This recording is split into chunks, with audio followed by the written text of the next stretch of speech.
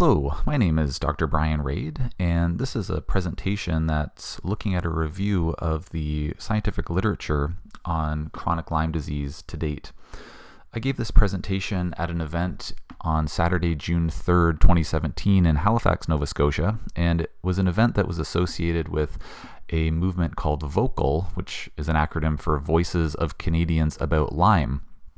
And my intention with this presentation was to help to build further awareness of those individuals who already know about Lyme disease, specifically chronic Lyme disease, so know that it exists, know that treatment exists to help resolve it, but basically to flesh out the knowledge of those individuals about what the actual scientific literature says about chronic Lyme at this point in time.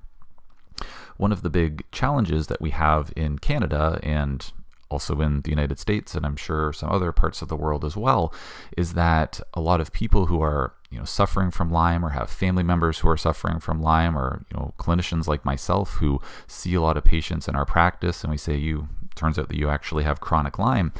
One of the challenges is that there's really not a lot of mainstream acceptance of sometimes even the existence of chronic Lyme, let alone being able to easily access treatment for chronic Lyme.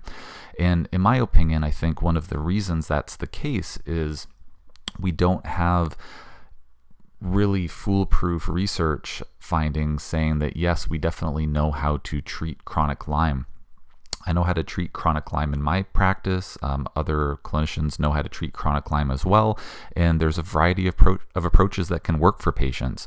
Some patients get all the way better using pharmaceutical treatment alone. Some patients get all the way better using non-pharmaceutical treatment alone, such as using herbs and nutritional supplements and intravenous therapies and things like that. And some patients get better using a combination of both. So at the end of the day, what we know, quote unquote know, is that chronic Lyme exists. We know that it is able to be treated, but I thought it would be useful to do a research review looking into whether the scientific literature actually supports those things that we quote unquote know.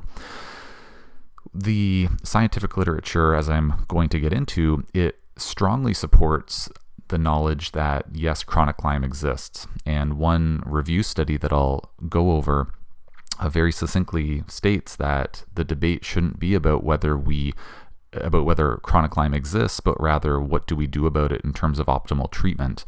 So there is definitive, really irrefutable evidence that chronic Lyme does exist. The challenge is that there aren't any infallible studies that show exactly how chronic Lyme can be successfully treated. Just because thousands, if not tens or hundreds of thousands of patients have been successfully treated for chronic Lyme, there aren't any studies that definitively show that there's an ideal standard of care to make that happen. As I'll show, there are a couple of studies that show positive outcomes in patients suffering from chronic Lyme, but there are also studies showing that the treatment for chronic Lyme, and the studies really all look at antibiotic therapy, which is fine, do not consistently show that it can successfully treat chronic Lyme. Now, once again, that's oftentimes not true in clinical practice. A lot of patients get all the way better with antibiotic therapy.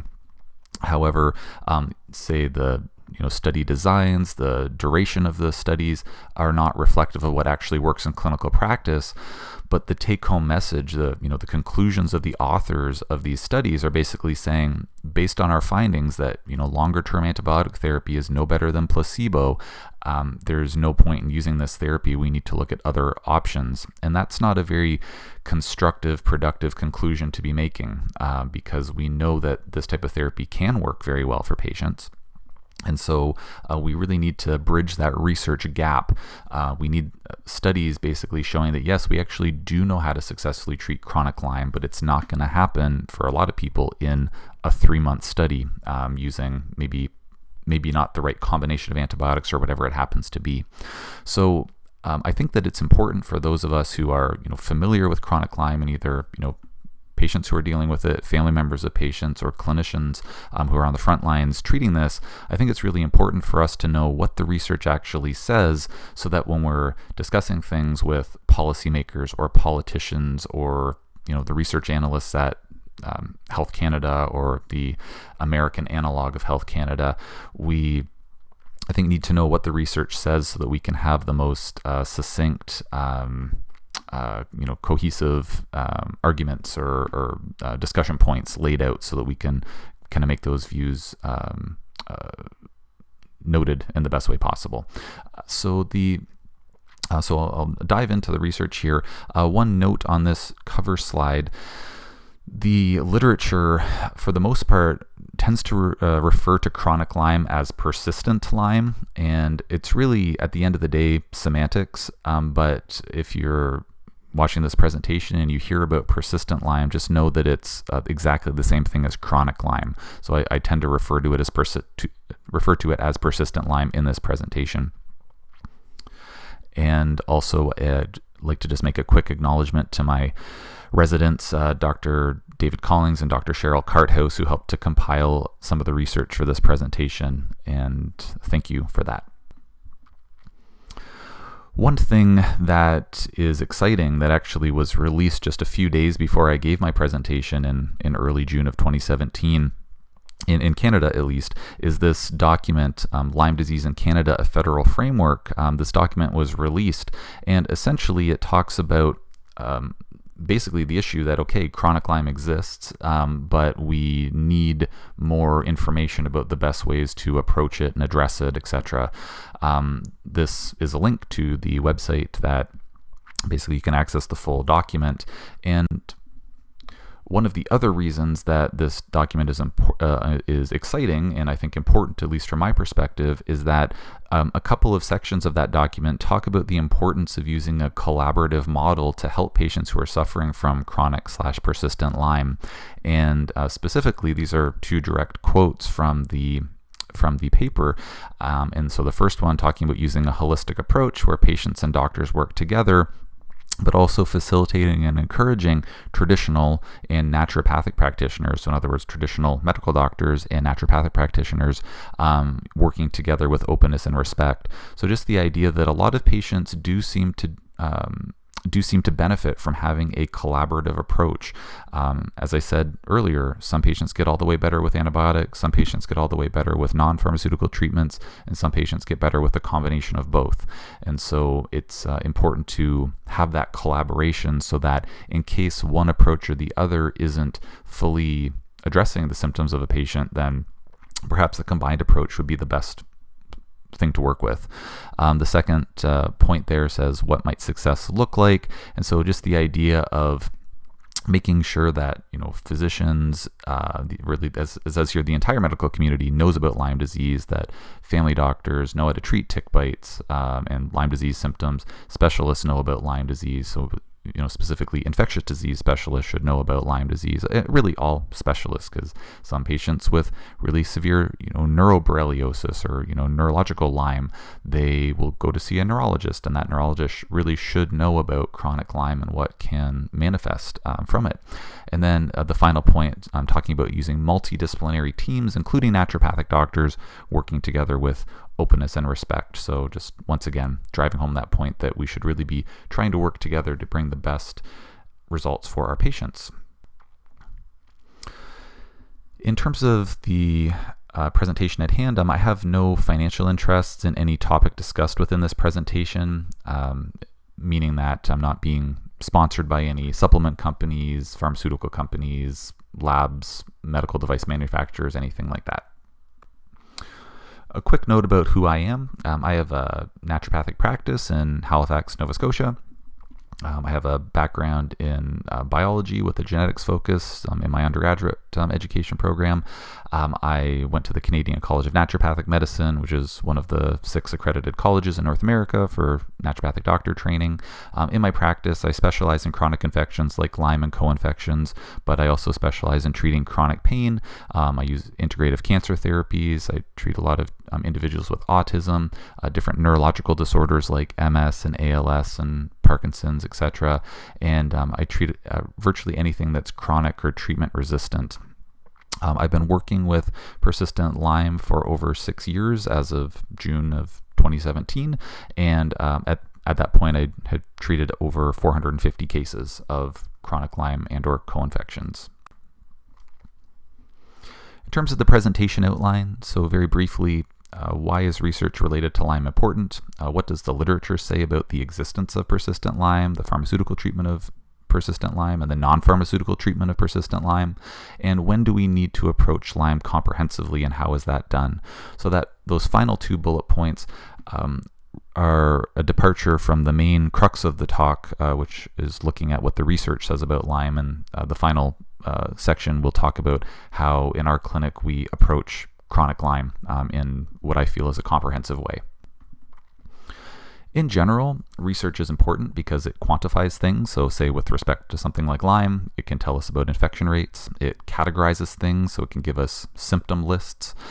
It can help to determine efficacy of treatments, so which ones work the best, of course. And then it also removes bias, or that's hopefully what it does. So we might think that this or that is true, but is it? If I think that, this particular herb works really well, or this particular antibiotic works really well about, 80% of the time, and in reality it actually works better 90% of the time or 60% of the time, then it's good to know that. And research is, of course, a very methodical, painstaking way of trying to figure out exactly what's happening, and it takes kind of the guesswork out of it, or the potential bias out of it. Research, unfortunately, has some limitations. Some things are hard to study. Chronic Lyme is a great example of that.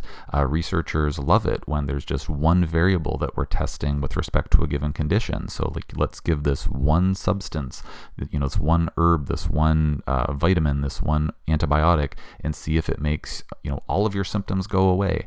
And in chronic Lyme, that's rarely the case. There are very few magic bullets, although they do pop up from time to time for some cases. But for the most part, we need to use multiple things simultaneously to get patients with persistent Lyme all the way well. So it's hard to study that. So if there's a study, as I'll point out, that it's just looking at intravenous Rocephin, for example, well, that might not be enough for that patient to get all the way better. And if the patient doesn't get all the way better and they conclude, well, IV antibiotics don't work for chronic Lyme, well, maybe the conclusion should be, well, yeah, sure, this didn't work in this particular group of patients, but maybe it's because it wasn't a comprehensive enough treatment. Research also costs a lot of money. One of the challenges, and it's kind of a good standard to set, but one of the challenges with anything that doesn't have a lot of research funding behind it is that our society only makes policies based on results of large-scale, randomized, double-blind, placebo-controlled trials. And that's tricky because there is no mass funding for chronic Lyme at this point in time. And as such, unless there's a government backing up, say looking for a cure for some disease like Ebola or something, really intense like that, or there's a pharmaceutical company or maybe a supplement company, backing up a trial for some substance, then you're not going to see these massive studies. And that's unfortunate, because the result is that anything that's not mainstream or heavily funded tends to get ignored, or they'll say, oh, there's no research to support such and such. I've heard medical doctors, as a general rule, on, say, the radio being interviewed about chronic Lyme, and they'll say there is no evidence to support that chronic Lyme exists. And either they're misinformed in that, or they haven't looked and have just never actually looked to see if there are any studies, so maybe that's why they say there's nothing there, because they've never actually looked for them. Or that what they're actually saying is there's no research, that there are no multi-million-dollar studies that have been run to look into chronic Lyme. They might say, oh yeah, there's half a dozen studies showing that chronic Lyme exists, but they weren't big enough or expensive enough, and so as such we can't really put much faith in those results. And that gets tricky, and that's unfortunate, because if we have several studies that say, yes, there's strong evidence to suggest that this exists, but it's not fitting into that really expensive mold, then in my opinion, you shouldn't throw that evidence away. It should either inspire you to do more studying, or say, well, we don't have the gold standard of evidence yet, but there are some preliminary studies that have shown evidence that there is such a thing as chronic Lyme, or this is how you treat it. And I think that it's unfortunate to disregard those studies just because they're not basically not hitting that gold standard per se.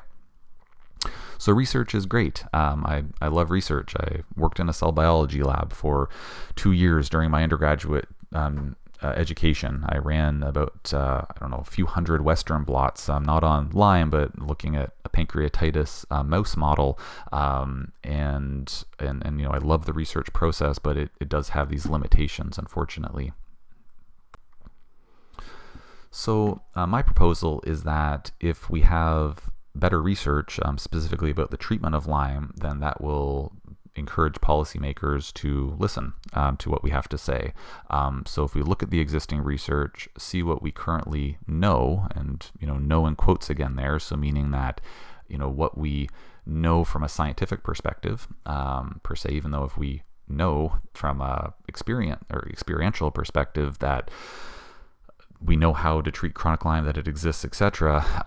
But we need to see what we quote unquote know from a scientifically validated perspective. Then we can figure out where to fill in those research gaps, and then that will help to affect further positive change. I think there already is positive change afoot. That federal framework on Lyme in Canada, like that document alone, which is sort of has the stamp of approval or of the Minister of Public Health of Canada, that's a really good sign, because they're talking about chronic Lyme in there left, right, and center. Just unfortunately, that policy hasn't yet trickled down to the, universally across all clinicians. So there's still on the ground some, at least in the area where I live, some fairly rampant skepticism about chronic Lyme. So I think that could be further improved, but there's already some positive strides happening. Does persistent Lyme exist? So, as I said in the introduction, it absolutely does. We know that it does. But does the scientific literature say that it exists? And the answer is yes. And I'll explain why that's the case. So, several studies have looked at acute Lyme disease, and most show a very good response rate. Using antibiotics, 85% or more of patients in these studies will get better.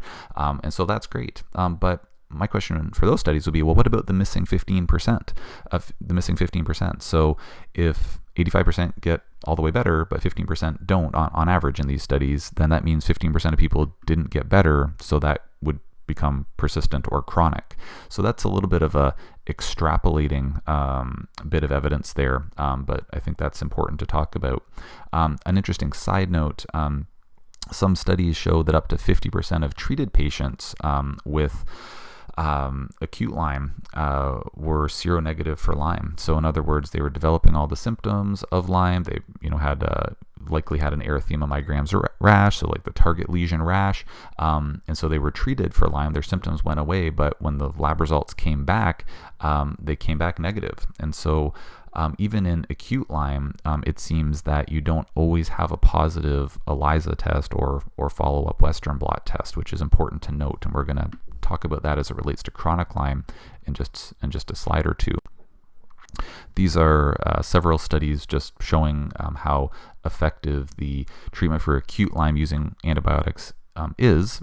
However, once again, they don't typically have a 100% cure rate. So what's happening to that, say, average 15% of people who don't get all the way better with acute treatment? They may progress to a more subacute or chronic form of Lyme. So the slides we just went over, we're looking at more of an extrapolated bit of evidence saying, okay, if in acute Lyme 85% get better, 15% don't, then I guess that 15% might progress to more of a chronic state. This is a study, and I'll show a couple more on the next slide, that actually looks specifically at persistent Lyme. So there's no extrapolation, it's just specifically looking for chronic Lyme. So this study, which the reference is here at the top, looked at 215 patients. All of them had positive test results, so positive serology, or they were seropositive for Lyme, and they were then reassessed 3 years later on average, some shorter, some longer, but on average 3 years later, and they found persistent symptoms, either pain, neurological issues, and or fatigue in 53% of patients, so i.e. the hallmark symptoms of chronic Lyme in 53% of patients.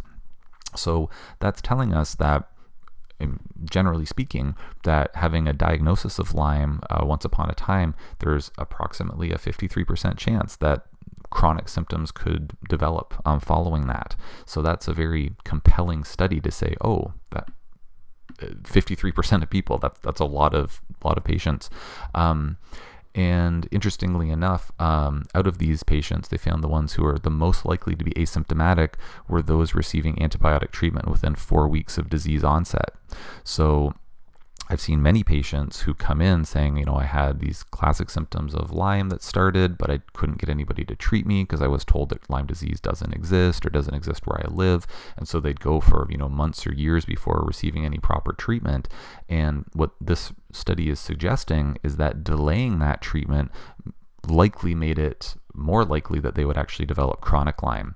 So it's really reinforcing the importance of acknowledging and addressing that, when there's acute Lyme symptoms, start the treatment, and that will, at least to some extent, minimize the chances of developing chronic Lyme down the road. These are 3 other studies basically saying the same thing. So looking at patients who had a history of Lyme that was, laboratory confirmed Lyme, and then finding that a significant percentage of them developed chronic symptoms years later. This study is a really great review article, and basically a review article is looking at all the studies, or the vast majority of the studies that have been done on a given topic up to that point in time. So this was published in 2016, so in this Journal of Infusion Nursing, which is obviously fairly up to date, where I'm recording this in 2017, and it's a really great review that basically summarizes everything I've said about, treating acute Lyme, and the studies that we just went over, looking, proving irrefutably that chronic Lyme does exist. And one section of the paper has this wonderful conclusion that says the extensive evidence demonstrating the presence of post-treatment manifestations of Lyme should shift the debate from whether one believes in chronic Lyme to whom should be treated and in what manner. So in other words, stop talking about does chronic Lyme exist, because there's irrefutable evidence that it does. We should really be talking about what are the best treatments for chronic Lyme. So I love this paper, and because it's a very handy, easy to read review, but it has this wonderful conclusion that I think couldn't have said it better myself. Hence the direct quote. One side note here, just talking about testing for persistent Lyme. So, of course, one of the challenges that people can run into is they'll say, I think I have chronic Lyme, and then they'll get an ELISA test and it comes back negative, and then, they're told, the patient's told, oh, well, you don't have Lyme, so let's stop talking about that. And that conclusion, I think, is, largely based on misinformation. The doctors or clinicians who make those conclusions clearly haven't read these papers. However, that conclusion is really based on the fact that when you look at testing for acute Lyme disease, there are some studies showing that there is actually quite a high sensitivity of an ELISA test. So if there's acute Lyme, then oftentimes, I believe the numbers are somewhere like 92 or 93% of people test positive. So when we're dealing with acute Lyme, it's very common that patients do seroconvert. Now, I did show that other study that showed that about 50% of people didn't seroconvert, and so there is maybe some conflicting evidence there. But just so anyone listening recognizes where that's coming from, it's not that. Basically, there are studies showing that for acute Lyme, the ELISA testing can be very successful, but obviously there are some studies showing that it's not the case. But the long story short is that the game is totally different when it comes to chronic Lyme, as these 2 studies show. This one study referenced here shows that approximately 50% of people with a previous Lyme diagnosis have a negative Western blot 1 year later.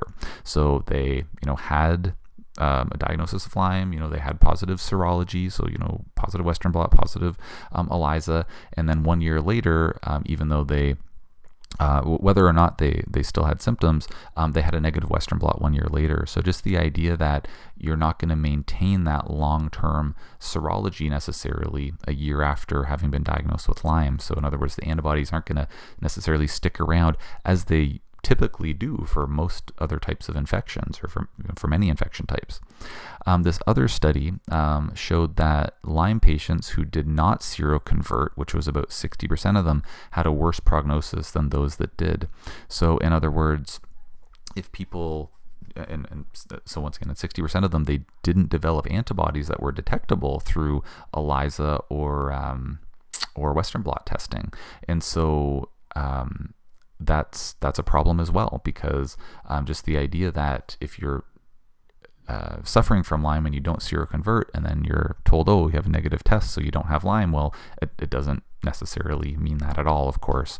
So, and further, in that context, or with that second study rather, it shows that those that didn't seroconvert actually had a worse prognosis. So the way I interpret that, or a way to interpret that, is that the patients who are suffering the most from Lyme are maybe that much more unlikely to not have a positive test, and so they're that much more likely to not receive treatment. And that's just really unfortunate, because those that are suffering the most would, hopefully be more likely to get treatment, but the opposite seems to be true. So that concludes the evidence looking at, does chronic Lyme exist? So as I've said several times, it definitely does, and that's the evidence that you're of course welcome to look into yourself. But that's basically what it says, and there is that review paper. There is at least one other review paper, which I'll reference after this section, that supports everything that I'm saying there. So in terms of looking at studies for the treatment of Lyme, this is where the research starts to, where the research gaps tend to exist, at least in terms of treating chronic Lyme. Before getting into the chronic Lyme treatment, just very quickly, I wanted to go over the research that's been done on acute Lyme treatment. So studies on acute Lyme treatment, there are many. A number of drugs which are listed here have been looked at being used to treat acute Lyme. All of them have shown to be 80 to 100% effective in studies on early Lyme, i.e. acute Lyme. And some studies actually looked at treatment at the first signs of erythema migraine / EM rash before a full symptom picture develops. So, which would suggest that, well, maybe at the onset of a target lesion, that's when antibiotic therapy should start, which to my understanding is actually the gold standard in Canada now, or it's supposed to be. It's not necessarily always practiced that way on the ground, but that is what ideally should be done, at least according to these studies. And so the take-home message is that when you have lots of high-quality studies showing really good treatment results, then that becomes the standard of care. Any clinician, whether they're a medical doctor, a naturopathic doctor, or whatnot, who graduates from their respective professional institution, then if you ask them, hey, how do you treat acute Lyme disease, they'll say, oh, antibiotics. Like, that's just known. That's what the policy is. And so that's because there are these studies showing that it works really well, and that's how you treat it. What we would ideally have are similar studies that show great efficacy for treating chronic Lyme, and then that would translate into the standard of care for that treatment as well. The challenge is that the studies on persistent Lyme, there aren't nearly as many, and as I've said a couple of times, they aren't very encouraging in terms of establishing a standard of care. To put that into context, I have a reference in a few slides that was put out by this think tank, essentially from the group ILADS, which is an acronym for the International Lyme and Associated Diseases Society. And basically in North America, they're really the gold standard group, at least for pharmaceutical treatment of chronic Lyme and diagnosis and all of that. And they do wonderful educational programs for physicians to become really savvy with being able to treat diagnose and treat chronic Lyme and co-infections, and they're a great group. The paper that they put out, which is another review article from 2014, basically essentially summarized what I said on or I was summarizing what they said, I guess, on just the fact that the research shows that chronic Lyme definitely exists, which is great. So nobody's really debating that, at least in the scientific literature at this point.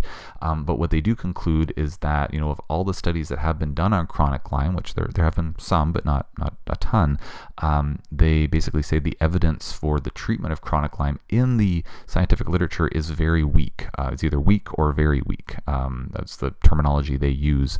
And so when I say that the research to date on chronic Lyme is, just it's weak, or it's not basically good enough to create this standard of care policy, this isn't my conclusion. I mean, I share I agree with them, but this is a conclusion that's been drawn by by researchers, by the folks at ILADS, at least as of 2014, and so there seems to be a consensus that there isn't enough research on chronic Lyme. The research that has been done hasn't been encouraging enough to, segue into public policy. What they do say in their review article, this ILADS review article, is they say, we know how to treat chronic Lyme. We know based on, experience and working with patients over, many years. But we don't have the studies that back up that knowledge yet. And so once again, we as clinicians know how to treat chronic Lyme. We just unfortunately don't have the studies that really back that up. So we'll go through the studies here. So this is a study that's actually a positive study looking at using antibiotic therapy for Lyme. So this study looked at using a combination of macrolide antibiotics plus hydroxychloroquine, and basically 235 patients in the study with persistent Lyme, which is a good number of patients for a study. After 3 months, 80% felt at least 50% better, 45% were 75 to 100% improved, and they found that patients who were on other drugs as well tended to do better. So, which it's rare that I've never seen a patient from a Lyme literate medical doctor who is on only 2 antibiotics at once, or two pharmaceutical drugs with antimicrobial activity at once. So that makes sense. The patients who were treated with more drugs simultaneously did better. And patients who were ill for more than 3 years before they went into this study, they had a better chance of not doing as well. And then at the bottom is this PubMed ID number. So going onto PubMed, which is a database of all the research studies that have been ever done since about sometime in the 1970s, I think, just plugging that in will bring up the full citation for that. So showing quite a positive outcome for this combination of antibiotics and chronic Lyme. Another study, somewhat similar in terms of the numbers. It was just using tetracycline, which is very similar to doxycycline, which is of course used all the time now. After 1 to 11 months of treatment, 20% of people were cured, 70% of people were improved. After 3 months, 61% of people were 75 to 100% better. So looking fairly encouraging results there too. It is, I think, important to note that this was a study from 1997, so where it was 20 years ago. I think that one of the reasons that I never see any patients coming in on tetracycline now is probably because there's a lot of antibiotic resistance to tetracycline now, and doxycycline seems to be better. But I don't think tetracycline cures, it doesn't have 61% of people being 75 to 100% better now. Otherwise, I'm sure people would be on it all the time, because those are incredible numbers with only three months of treatment. The remainder of the studies are looking at this other drug, ceftriaxone or Rocephin, which is administered intravenously, and either looking at that drug by itself or as a combination with other oral antibiotics. So this study looked at 55 patients, and which is it's a decent number, but it's definitely not a huge number of patients to have in a study, so it would be considered quite a small study in the grand scheme of things. But basically, after a month of daily intravenous Rocephin or placebo, they saw that patients had improvements in energy, but there were no other changes that were noted with their other symptoms, so neurological symptoms or whatnot. And as a point of interest, the authors concluded that the results suggested that the treatment wasn't worth recommending in clinical practice because it was only helping energy, not everything, suggesting that it wasn't actually curing the underlying problem.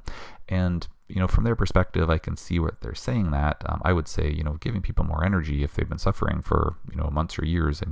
I don't think you should not use that treatment. It could be really helpful. So I don't agree with that conclusion per se, but that is what they concluded. And whatever the researchers conclude, that's what the policymakers, research analysts, politicians, that's what they're going to be looking at. So if we have these conclusions saying we don't recommend, based on these findings, it doesn't look like antibiotic therapy is a good choice. Once again, that's not very productive towards having a conversation as to how do we get patients with chronic Lyme better in terms of developing larger scale policies on that question. So once again, there's that research gap between what works in practice and what the research says. So it can be, that's one of the challenges. Another study, so a smaller study, or actually about the same size study, so 57 people in total, 37 people with Lyme, 20 control subjects. They had 10 weeks of IV ceftriaxone or placebo, and they found that their cognitive and symptoms improved in the treatment group, but by about 3 months after the study was done, then they found that all the gains that they had made on the treatment were lost, and no other symptoms changed, just cognitive impairment. So it was great that it helped while patients were on the treatment, but there were no lasting improvements. Another study, so quite a bit smaller, there were 2 weeks of daily IV ceftriaxone, i.e. Rocephin, and they found that 63% of people 6 months later, so they were only on the treatment for 2 weeks, so 6 months later they found that 63% had sustained improvement in neurological symptoms. 22% initially improved but then relapsed, and then 15% were unchanged. So decent numbers, but no other symptoms improved beyond the neurological symptoms. The next study was virtually identical, but they gave the antibiotics for a whole month instead of just 2 weeks, and they basically found that there were better longer-term outcomes, so the effects lasted for longer in a greater percentage of patients. The next study was basically the same as the previous two, so same dose of IV ceftriaxone. It was a 30-day treatment. There were more subjects, so 129 instead of 57, I think, and 27 or something like that, or 29 in the last one. They were also seeing improvements in neurological symptoms, but there was no difference from placebo, and that becomes problematic because if you see that IV ceftriaxone is helping with this and this symptom in these smaller studies, but then this larger study comes out showing there's actually no difference compared to placebo, then that becomes that starts to cast a shadow of doubt on the results of those smaller studies. So once again, not looking at it from the perspective of those of us who know that chronic Lyme can be treated, but looking at it from the perspective of a policymaker or politician or research analyst. They're going to once again look at those conclusions from the researchers themselves and say, no difference from placebo. That kind of puts a shadow of doubt on these smaller studies, and then kind of the net result is like, geez, these studies are really not showing that we know how to treat chronic Lyme. So thus an official policy is not going to be made, or it's going to be harder to make it. Just a couple more ceftriaxone studies. So this one looked at ceftriaxone plus doxycycline, and 78 patients, 30 days of IV antibiotics followed by 2 months of 200 milligrams of doxycycline, which is too low of a dose. It's not a multi-drug approach, so it's a fairly modest protocol, but this is what they studied, and they found after 90 days 37% of people improved, 29% had no change, 34% felt worse, and there was no difference from placebo. So meaning that if you got IV placebo plus placebo doxycycline, then there was a 37% chance you'd feel better, and all the stats were the same. So they were also concluding that this is not an effective approach because it's no better than placebo.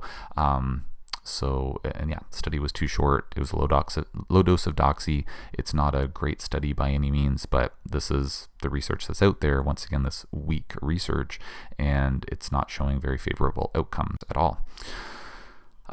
Similar study looking at the IV ceftriaxone for 2 weeks followed by 12 weeks of doxy, or IV ceftriaxone for 2 weeks followed by 12 weeks of clarithromycin and Plaquenil, or placebo, and they found that the patients felt better, and some of them felt better, but there was no difference from placebo again. So that was another kind of study showing not a favorable outcome with the treatment. So one other drug, or two other drugs that can be used fairly frequently would be metronidazole or tinidazole, and that has been shown to kill Lyme in a petri dish, but has not been studied in humans to date, or at least not that I could find. In humans, I should say, with chronic Lyme. It's used in other conditions that has been studied in humans, but not with Lyme specifically. So that's also going to be weak evidence by default, because it's in a petri dish, not in a human. So this is the iLads review article that I mentioned earlier, and you can access the whole thing for free online. Through PubMed is the easiest way to find that, I believe, and it summarizes everything that I said. So it's just that we know chronic Lyme definitely exists, but the studies to date, which I've summarized the vast majority of them there, they do not paint a very encouraging picture for how to treat Lyme. So even though we know how to treat it, and that antibiotics can work incredibly well for patients who use them, then the research is not backing that up, and that's problematic. So there is this research gap that needs to be filled, ideally. So the next section is looking at a research review on non-pharmaceutical treatments for Lyme. Mostly herbs, but also a couple of other treatments too.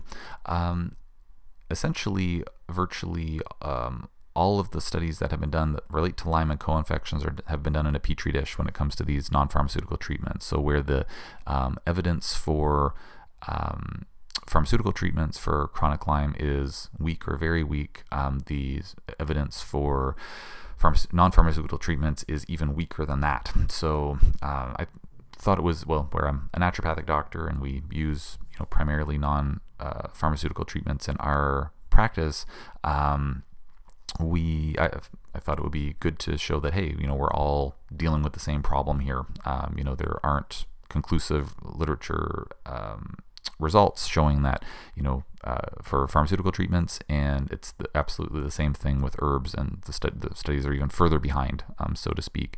Unfortunately, the research dollars are just not there using teasel root and Japanese knotweed to treat Lyme in, large-scale human trials, so it just hasn't been done.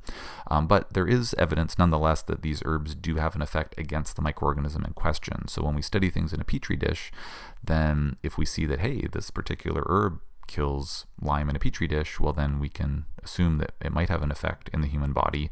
And indeed, that's the motivation for picking certain herbs. So the fact that we use teasel root commonly when we have a patient with chronic Lyme, it's not a coincidence that we do. We use that because there are some petri dish studies showing that it does kill Lyme in a petri dish, and lo and behold, we see patients getting better when they go on herbs that might include teasel as part of the protocol. So that's where that motivation comes from. And the second bullet point here, so there are some human trials with related organisms. So, for example, there are no human babesia studies with herbs, but there are human malaria studies with herbs, where herbs have actually been found to be the gold standard for treating malaria. So there's this herbal extract called Arthas Innate, which is from the herb wormwood, and it's the gold standard treatment for malaria worldwide because it's been shown to work better than any other pharmaceutical or non-pharmaceutical treatment for malaria. The parasite that causes malaria is very similar to the parasite that causes babesia. So if something kills babesia, then in practice we oftentimes, or rather, if something in practice kills if something in the studies kills malaria, in practice we oftentimes find that it seems to help with babesia co-infections as well. So once again, we kind of have to do some of that extrapolation. So this particular study looked at stevia, which is that natural sweetener that some people use in lieu of sugar that half my patients really don't like the taste of, and I've never actually tried it, but people use it, and so it has been shown to kill Borrelia burgdorferi /BB in a petri dish. This study, both graphs are basically showing the same thing, but the graph on the left with the orange and the green, basically the column on the far right where at the bottom it says Stevia A, it showed that the stevia extract was basically 100% successful at killing Borrelia burgdorferi in its dividing phase / log phase, or the orange bar, and also in its stationary phase, which would be its non-dividing phase, which would be the green bar.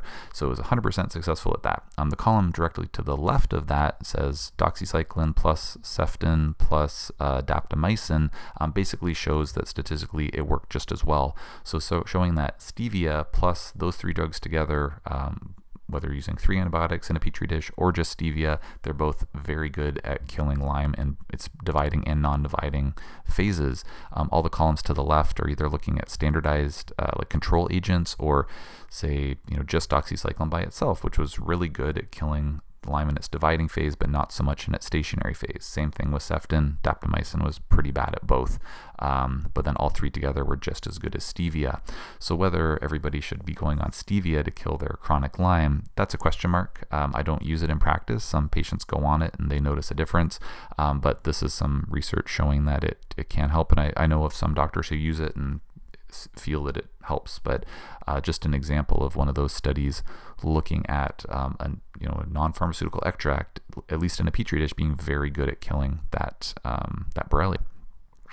Another study that looked at different extracts that were good at killing Borrelia burgdorferi. Teasel root extract can do that. Cat's claw can do that. Stevia was looked at in this study as well, and it was once again shown to kill Borrelia, and grapefruit seed extract kills it as well. The teasel root, they found that the extract needed to be lipophilic, and I say remember that because I'm going to talk about how we use something called a liposomal preparation to make our herbs work better in treating chronic infections, and I'll look at that in a few slides. The same study showed that other agents, natural agents, had an inhibitory effect on Borrelia burgdorferi, so basically kind of worked to interfere with their metabolism, so they were kind of like stunned, so to speak, so that the killing agents, whether it's a pharmaceutical or a natural agent, can have a better shot at killing them. So black walnut sort of stuns Borrelia, doesn't kill it, it just stuns it. Oregano does that, anise does it, and wild cherry extract does that as well. There's an herb called Alcornia, which has been shown to kill malaria in vitro, so in a petri dish. And once again, the malaria parasite is very similar to Babesia. This other herb called Cryptolepis kills malaria in a petri dish as well, so we use these regularly for patients who are dealing with the Babesia co-infection and patients who don't seem to be dealing with the Babesia co-infection. It seems to work well and as having an anti-Lyme effect as well, at least based on clinical experience. There's another herb here called Phyllanthus neruri, which has been shown to actually kill Babesia itself in a petri dish, so not malaria, but Babesia itself. The herbal extract Arthas Innate, which is from the herb wormwood, which I mentioned, where it's the gold standard for killing malaria in humans. So there's one of those human studies as the last bullet point. There are a number of studies looking at Arthas Innate in humans, and then it's also been shown to kill Babesia in a petri dish. So no human studies showing that it kills Babesia, but it does in a petri dish, and it kills malaria really well. So we use it semi-regularly to address Babesia co-infections, and it seems to work well for many of the patients that we use it with. The herb Japanese knotweed, which is a fairly common herb in anti-Lyme protocols, it's never been studied in Borrelia or co-infections, but it has been shown to kill some really nasty bacteria like methicillin-resistant Staphylococcus aureus in a petri dish, at least. Methicillin-resistant Staphylococcus aureus, or MRSA, or MRSA for short, is that bacteria that people can pick up in hospitals. It's really resistant to antibiotics, and it can cause deadly infections that just cannot be brought under control with an antibiotic, or they have to use really heavy-duty IV antibiotics to get it under control, or it can cause flesh-eating disease and some other conditions that are very, very bad to have. So this is a graph basically showing that Japanese knotweed in a petri dish is able to kill different bacterial species. So I think one of them was Pseudomonas aeruginosa, one of them was the MRSA, there was some other one. So all the lines that point down to the bottom is basically showing that the Japanese knotweed by about the 6 or 8 or 12 hour mark, depending on the microorganism in question, basically was able to totally eradicate it. Whereas when those bacteria were exposed to a control substance called DMSO, the bacteria just grew and grew and grew in the petri dishes, which are the escalating lines there on the top. Looking at some non-herbal agents, there's been some research on using blue laser light to kill different infections. So it's been shown to kill MRSA again, just as the Japanese knotweed had been shown to do that. It can be, blue laser therapy can be administered topically or intravenously, and I say remember that because it's something that we use in our practice as part of our comprehensive approach to Lyme, which I'll get to shortly. There's a number of studies here looking at the antimicrobial effects of blue laser, either in looking at its effect at killing a range of different microorganisms, which I believe are all petri dish studies. Another agent that we use regularly is ozone therapy. There have been human studies showing that ozone therapy can treat infected wounds. They've done animal studies where the animals develop sepsis, which is kind of a body-wide infection, and ozone, injected systemically, as it would, similar to intravenously, can help get rid of the sepsis and save the animal's life. In petri dish studies, it does kill different types of bacteria, but mostly those found in root canals, so more dental-related studies as far as that goes. No studies looking at ozone specifically on Borrelia or co-infections, but it is something that in clinical practice we see patients with Lyme and co-infections responding well to ozone on a regular basis. And I say remember that because I'm going to talk about that in the comprehensive approach section shortly. And these are the studies backing up what I said on the previous slide about ozone. So in summary, the research to date on treating chronic Lyme and co-infections is with natural agents. There's some rudimentary evidence, but there's really no human level evidence at all, and that is a challenge. However, it does give us a basis to choose what treatments we decide to work with. So the herbs that I use are, a lot of the ones that were mentioned in those previous slides, and once again, ozone and laser therapy. So we kind of have that, sort of not a strong research basis, but there is some research basis, and in clinical practice we see these things working on a regular basis, so we keep using them. They're generally safe with minimal side effects, and so that's kind of the basis behind what we use. But it would be wonderful to see some studies looking at these things in humans with chronic Lyme and co-infections, and seeing those how they pan out in those studies. So once again, there's a research gap for the natural agents as well. The last section I'm going to go through here is just what I refer to as my comprehensive approach to Lyme. So sometimes killing the bugs is enough.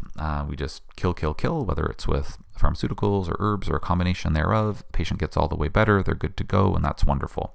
And sometimes that approach is not enough. And so what do we need to do in a case like that? So, this would be a case where patients are on treatment for, months or years, and they've hit a plateau. They've, they feel worse than before they started. They're getting better, but very, very slowly. So is there something we can do to fast track things? And I see these patients all the time, and the answer based on my experience is very frequently there are things that we can do to help things get better faster or get over that plateau, etc. So my comprehensive approach involves 4 things essentially. We need to keep killing microbes. So it is important, in my opinion and in my experience, to work with things to help kill infection, whether that's staying on the antibiotics that they're already on, or staying on the anti-infectious herbs that they're already on, or staying on ozone, or whatever it happens to be. The one asterisk I'll say about that point is if a patient's feeling drastically worse than before they started the treatment, if they're having this Herxheimer reaction or this die-off reaction, then my preference is to have patients work with a lower dose of those treatments to keep it at a level where they aren't feeling worse. And so we try to work with the highest dose that the patient can tolerate without feeling any worse for wear, so that we're still getting as much killing activity as we can, but without making the patient feel really bad. In my opinion, I feel that that is a more productive approach to take, and that's what I've observed based on my over 450 cases that I've seen to date. Not every clinician shares that viewpoint, and that's their prerogative, of course. Nobody has studied that thing specifically. Is it better to keep patients herxing like crazy? Is that going to get them better faster? Nobody's studied that, because we just saw there is a paucity or a deficiency of research out there. But based on my experience, that's what I do. So we keep killing the microbes, but within a range that the patient's tolerating it. We also want to work on promoting optimal immunity. And I'm going to talk on each of these points in more detail in the upcoming slides. But by promoting optimal immunity, that means either that if the immune system is weakened, perhaps due to, say, a Bartonella co-infection where the white blood cells have been hijacked and the immune system efficacy goes down, or there's a deficiency of natural killer cells, which are a really important part of the immune system to fight off infection. The body's been fighting the infection for months or years. The immune system might be, metaphorically getting tired and depleted, and so sometimes we need to stimulate the immune system to work better. Or in some cases, it seems that the immune system is actually working against the body, where rather than initiating a really targeted infection killing approach, say against the Borrelia or the co-infection, the immune system is actually just creating a lot of unproductive, rampant inflammation in the body. And very simplistically speaking, that can be referred to as being more in a Th2 dominance, which kind of means more inflammation and not really killing activity, versus a Th1 dominance, which should be in more of a killing mode. So sometimes with promoting optimal immunity, we need to boost up the immune system function, because it's just kind of burnt out or fatigued or depleted, or we actually need to balance the immune system so that it's in a killing mode, not a unproductive inflammation mode. The third point is that I find that in many cases it's really important to repair damage from infection. So when the body has been, ravaged by a chronic infection for months or years, then there can be neuropathy that develops, with numbness and tingling or burning symptoms or whatnot. There can be a lot of fatigue, of course, and I think that could be in some cases related to some nutrient depletion. When your body's fighting this infection, your cells are saying, hey, let's make as much energy as we can to fight these bugs. But when that battle is not being won and symptoms are persisting for a long time, then it makes sense that the body would be running out of some of those vitamins and minerals that drive the energy production pathways in the body, particularly B vitamins. And so we find that a lot of patients with chronic infections, they feel better when we, put them on intravenous infusions that include, high doses of B vitamins or high doses of something called ATP, which is adenosine triphosphate, which is what your cells make for energy on a cellular level. And when patients feel better on that, they get a nice boost of energy. They tend to feel better. We can oftentimes see less pain, and it seems to really kind of infuse them with sort of the resources they need to make faster strides to get better. So I'll talk about that more in a couple of slides. So there might be nutrient deficiencies. There might be some nerve damage that's been done. Some patients seem to be suffering from something called hypoadrenalism, or that's more colloquially referred to as adrenal fatigue. And so working with some herbs to help boost up the adrenal function can be important. The adrenals are like the battery packs of the body. They're your shock absorbers for stress. They are important in immune system regulation. They are important for nervous system regulation. And so, when it comes to energy levels, so battery packs, immune system regulation, they're important in mitigating inflammation. They're important in regulating your nervous system. These are all things that are really important to address in patients who are suffering from Lyme because, of course, inflammation, impaired immunity, low energy, too much stress. These are all things that chronic Lyme patients are, of course, suffering from for far too long. So the adrenals can seem to get burnt out. And when we do testing for that or work with treatment for that, patients oftentimes will feel better. And then the final point is addressing physiological weak links. And so what that refers to is what were the underlying factors that made the body more susceptible to Lyme in the first place? Without wanting to take the time to get into more of those details, they have done some studies showing that in areas where Lyme disease is everywhere, endemic areas of Lyme, they have found that some people are carriers for Lyme. So in other words, they have antibodies that show, I've been exposed to Lyme, but they're not getting sick. And that's really clinically interesting because if the body has Lyme in it, but it's not getting sick, well, why is it that some people get Lyme in their bodies and they get really, really sick? Why is it that 53% of people with acute Lyme in that one study, 3 years later, they had all these chronic symptoms? Why is it that some people get chronic Lyme, some people don't? And so what I have found is that when I ask patients who are suffering from chronic Lyme, they come into my practice and I always ask them, what was your health like before you got sick? And they almost always say, I was the picture of health. And then I say, okay, well, I know compared to now, you felt like you were the picture of health before, but did you have allergies? Did you have painful menstrual cycles? Did you have indigestion? Did you have whatever? And I would say 96% of the time, the patient replies, well, I had that thing going on, but it didn't really bother me.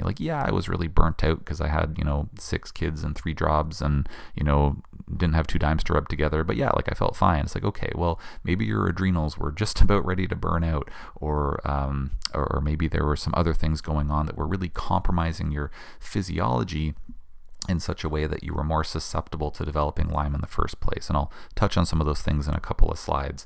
But to my mind, if there was a weak link that made it easier for you to get sick in the first place, when we're kind of working backwards to try to get you feeling better again, then it makes sense that we may need to address that weak link so that we can actually get you all the way better a lot faster. Or maybe we can't get you all the way better unless we address that weak link in the first place.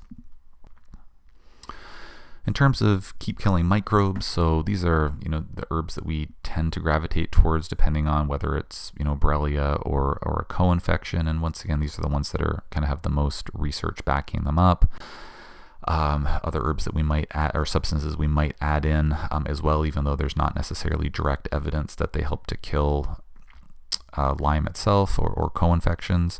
And the last bullet point there, sometimes we make the herbs liposomal. So when patients are on a full dosage of the herbs and they're tolerating them well, so they're not flaring like crazy from them, then or flaring significantly from them, then we'll make the herbs liposomal. And what that basically means is we're wrapping the herbs in fat. It's a special type of fat called phosphatidylcholine, and that seems to make the herbs penetrate more deeply into the tissues. This is something that I learned by studying with this medical doctor named Dietrich Klinghardt, who's been specializing in Lyme for 30 years or so, give or take. He's wealth of knowledge and information, and he's been using this approach for a long time, and so it's something that we use as well, and it does indeed seem to make the herbs work better if patients have hit a plateau on them, or if it seems to not be, it's helping with pain and fatigue, but the herbs aren't really addressing neurological symptoms. The liposomal herbs can seems to have the effect that the herbs are actually able to penetrate into the nervous system more easily, and whether that's happening or not, nobody's actually studied it per se, although there are studies looking at making other substances liposomal, and that it does allow those substances to get into the brain. So they've done those studies with things like curcumin, for example, which is this natural anti-inflammatory from the herb turmeric, or they've done this liposomal type preparation for different pharmaceutical drugs as well. So there's a research basis for it, just unfortunately nothing looking at Lyme or co-infection specifically. So we want to keep killing infection. And sometimes we'll use intravenous therapies as well. So the IV laser that I mentioned earlier, intravenous vitamin C, there's a study there a human study looking at treating chronic symptoms with high-dose IV vitamin C, Arthas Innate, which is that wormwood extract, ozone I mentioned, and then there are some other possibilities as well. These aren't things that we're using in our practice at the present time, and there are no studies on them that I could find, but those are some other things that are used in some cases. In terms of promoting optimal immunity, so as I said a couple of slides ago, if the immunity is low, then we should boost it up. There are mixed results looking at testing something called a CD57 count, which is a marker of natural killer cell function. So whether that's a useful test or not is, according to the research, it's debatable. Some clinicians use it regularly and find it to be helpful. Some herbs that have a white blood cell / immunity stimulating effect would be Echinacea and Angustifolia. Echinacea, there's two main species that are used, say that you can find at a health food store. There's Echinacea purpura and Echinacea angustifolia. Generally speaking, it seems that the purpura, which is the more common one, doesn't work as well to stimulate the immune system as the angustifolia. So if you're listening to this and saying, hey, Echinacea never helped me with my colds, or I've heard that it doesn't work at all. Well, it'd be interesting to know what type of Echinacea was being taken. So the Angustifolia is the one that we recommend when we recommend it, and of course the right dosage has to be used as well. Eupatorium perfoliatum is another herb that can stimulate immunity. Astragalus membranaceus. There's a bunch of herbs. I didn't have time to put the references together for this, but if you go to PubMed, you can find them.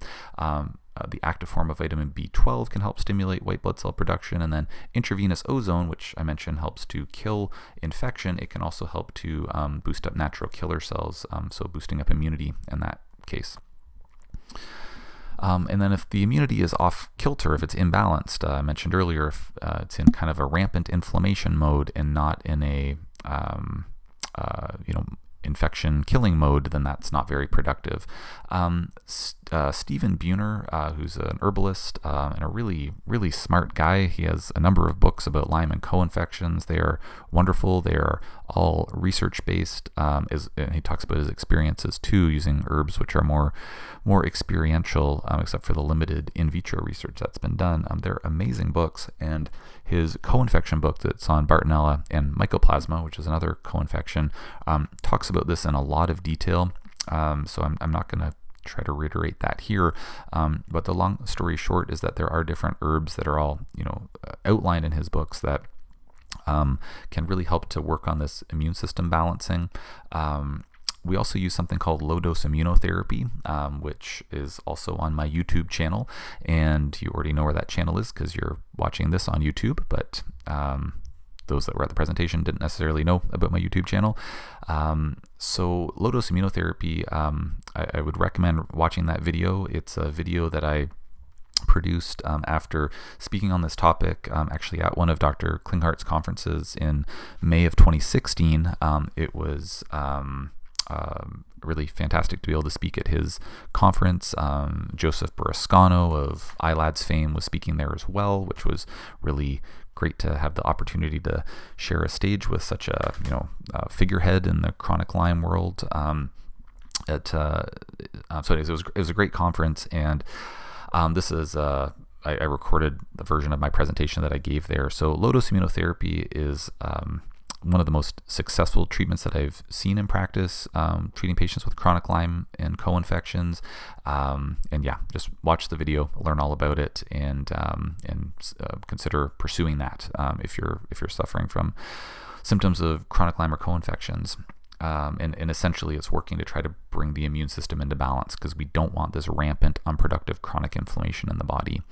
We want the immune system to focus on killing the bugs, so to speak. The third part of our comprehensive treatment approach is to repair damage from infection. Everything I'm citing here are all human trials, so we have good evidence now. We're not talking about just petri dish studies. So if there's nutrient depletion that I alluded to earlier, then intravenous vitamins and minerals, so something called the Myers cocktail, can really help with symptoms of chronic pain and fatigue. As I mentioned, we add something else into the mix called ATP, which I didn't put any studies references there, but there have been about half a dozen human clinical trials looking at that, mostly as it's been used to treat pain, but we find that really helps to boost up energy, because ATP is what your cells make for energy, essentially. So it can really help a lot of patients. For neuropathies, i.e. nerve damage, there have been some 4 studies here that I've referenced for something called R+ alpha lipoic acid, and we've seen some great results with that. Just a note that those studies were looking at treating neuropathy from different causes, not from Lyme specifically, but mostly from diabetes, and there might have been something else there too, but it's just shown to help with neuropathy from other causes at least, but we see it helping with Lyme-induced or co-infection-induced neuropathies as well. If there's adrenal fatigue / hypoadrenalism, there's a couple of studies here on these different herbs. There are a number of herbs that have been studied looking at adrenal fatigue, but these are just 2, so rhodiola and something called ashwagandha, or Withania somniferae is the Latin name for that. And I didn't have the time to put studies together for all of these, but basically a lot of patients with, say, migraines tend to respond well to magnesium repletion. If there's lymphadenopathy or swelling, so like edema, then the herb red root or Ceanothus americanum can help with that. Insomnia can be helped by melatonin, or there's certain sedative herbs that can help. Dysautonomia, which is when the nervous system just seems to take on a mind of its own, and for no reason you get heart palpitations or rapid breathing or temperature fluctuations, body trembling or sweating or things like that, then that can be helped by the herb rhodiola, which is just mentioned for adrenal fatigue, but then also something called alpha sympatholytic herbs, so Melissa officinalis, which is lemon balm, or Leonardus cardiaca, which is motherwort, or there's other herbs as well. Acupuncture can help with that. We do something called neural therapy, which is an injection therapy, which can help with that. So there are a number of different tools that we have, but this is just a kind of a sampling. So we want to repair damage from infection. So you'll notice that none of these things that I have listed here are herbs that kill infection. They're not antibiotics. They're things that are used to help repair the damage that has been induced by the infection, to help patients feel better faster. In terms of addressing physiological weak links, so just very briefly, because I could easily talk about this for 2 or 3 hours just on its own, once again, what was going on before you got sick? Was it really nothing? So once again, they'll say, oh, it's totally healthy. It's like, well, okay, there's actually some stuff going on. So, if there were digestive issues beforehand, like IBS, for example, or chronic constipation, those can suggest certain nutrient deficiencies. They can suggest microorganism overgrowth in the gut that can really suppress the immune system. Some estimates are out there that 70% of your immune system function comes from your gut. So if you have chronic digestive issues, you might be more susceptible to a chronic infection down the road. Or if you do get a chronic infection, maybe not due to that reason. Chronic digestive issues could put you more into a Th2 immune system dominance, which would be more pro-inflammatory, that rampant unproductive inflammation mode. So getting that fixed could be really important to get your immune system into the really savvy infection killing mode. And so there might be it could be one of the reasons why it's important to address those symptoms. I've had cases where patients come in with, classic history suggesting chronic Lyme, but major digestive issues too. And it seems that fixing the digestive issues first has totally resolved all the symptoms we thought were related to Lyme. That doesn't happen with every case, unfortunately, but I've seen it happen with a number of cases to date, or at the very least they say, yeah, my gut's feeling better because we fixed my food sensitivities, my yeast overgrowth. There's something called small intestine bacterial overgrowth, or SIBO, or SIBO for short, which a lot of patients are testing positive for now. And they'll say, my digestion feels better, my pain's down, my energy levels are better. I still have, I'm still not all the way better. I'm still having some Lyme symptoms, so we're treating them for that too. But they'll say, I wasn't sure, like maybe it was just all in my head, but when I started eating the wrong foods again, my pain levels just, started getting worse again, and I stopped eating them and I'm feeling better. So kind of showing that underlying digestive issues could be, influencing, in some cases to a large extent, those Lyme symptoms, making them worse. If patients had headaches before they got sick with chronic Lyme, well, maybe that was suggesting a magnesium deficiency. Maybe they were having a lymphatic system congestion, which could have been related to a chronic infection in their sinuses, or maybe there was an underlying Bartonella issue that they had picked up, and then that was superimposed with Lyme. So kind of getting those. Maybe addressing those headaches, and originally might have made it harder for them to get infected with chronic Lyme in the first place, or their symptoms wouldn't have been as bad. So kind of working backwards to see, well, why did you have those headaches? Does that tell us anything about your current state of health? Were they easily tired before, suggesting the adrenals were depleted? So depleted adrenals means it's going to be easier to get inflamed, easier to have low energy levels, easier to have immune system imbalances going on. So maybe there was an adrenal fatigue that was the weak link that made it easier to get sick with chronic Lyme. Poor sleep might have suggested certain nutrient deficiencies, may have suggested sort of a possible adrenal gland deficiency, a possible dysautonomia in the works, where the nervous system is kind of making you awake when you're supposed to be asleep, and that can be related to dysautonomia, which I mentioned on a previous slide. And then menstrual irregularities or aches and pains could suggest kind of a baseline level of inflammation in the body that might be related to, say, a estrogen, progesterone, testosterone imbalance, or maybe aches and pains could be related to food sensitivity, certain nutrient depletions, etc. So the long story short is it's really important to know what was going on before a person got sick, because it can give us some clues about factors that might make you get better faster, depending on the case in question. So the take-home messages: research is strong supporting the existence of persistent Lyme. And something to think about would be if one's going to see their GP or a specialist to talk about chronic Lyme, maybe bring in some of those research summaries to say, hey, this is the research that shows it exists, so let's not talk about whether chronic Lyme exists and maybe talk about how I could get some treatment. Research is strong about treating acute Lyme, but research is weak and conflicted about treating persistent Lyme. Research is also weak about using non-pharmaceutical treatments for Lyme, and then research is of medium strength for treatments about, say, treating Lyme-induced damage. So those human studies on Myers cocktails and alpha-lipoic acid for nerves and things like that. Think about the comprehensive approach to Lyme. So if you or someone has hit a plateau with your progress, are all of those things being addressed? Has the root cause of things been addressed? And that's something to consider.